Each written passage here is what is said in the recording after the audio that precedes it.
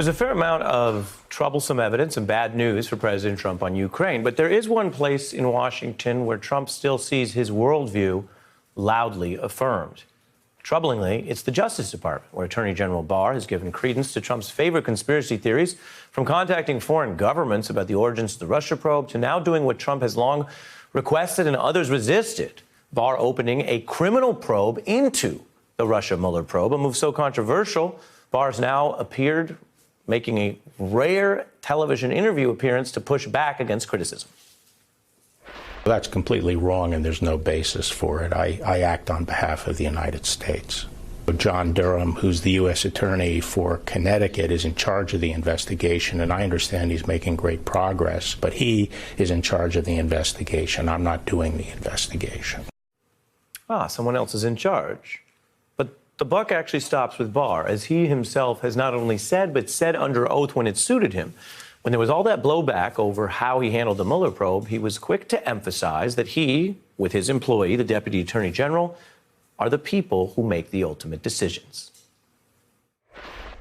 He sent his report to the Attorney General. At that point, it was my baby. But it was you who made the charging decision, sir. You made the decision not to charge the president. In this case, it was the Attorney General and the Deputy Attorney General who decide on the final decision.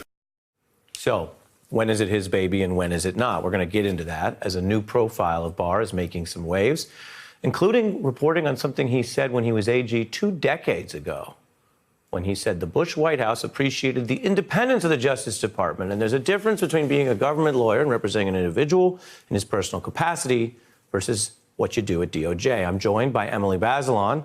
That's from her thorough piece in the New York Times entitled, "Who is Bill Barr?" And it looks at how many establishment Republicans have discovered, you say, they thought he was one of them, quote unquote, and he's not.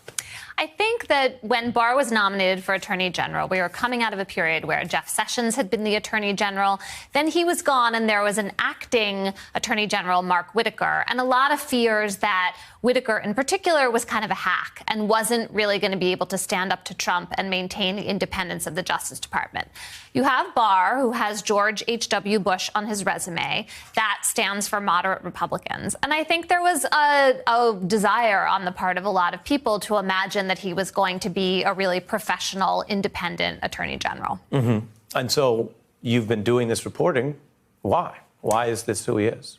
Well, I did this reporting partly because before Barr was chosen, he wrote to me this striking memo. This is July 2018, and he is talking about how, in his view, the president alone is the executive branch.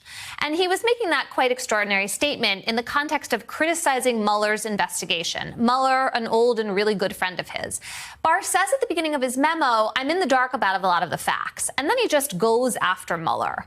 And I thought to myself, well, why? Is this a job audition? What is behind this? And then it turns out, in the reporting I did recently, when you go back to Barr's record in the 80s and 90s, you see that he already had this quite remarkable theory of executive power, and also a deep faith in conservative values that make someone like Trump, who is appointing so many conservative judges, a very appealing president to serve. And that theory, as you lay it out, goes against one of the conventional wisdoms in the resistance among some people who criticize Trump, which puts him out as someone who doesn't understand anything and is outsmarted.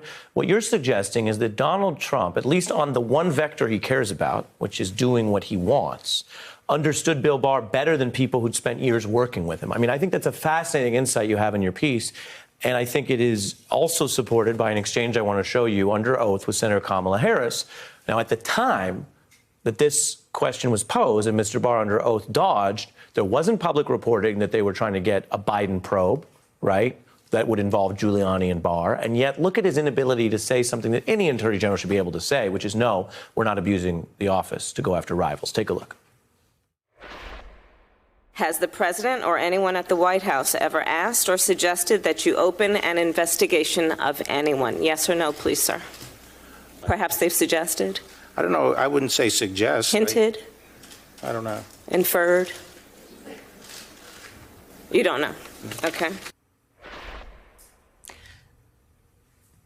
What's interesting to me about that goes back to a quote that you put up earlier. When Barr was reflecting on his service as Attorney General for George H.W. Bush, he put a lot of value in the fact that nobody in the Bush White House had asked him to take any specific steps or asked him to launch a particular criminal or civil inquiry, he said.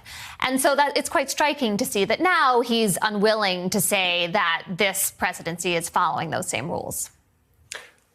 Do you have enough evidence to conclude that a criminal investigation of the Mueller probe is an abuse at the DOJ?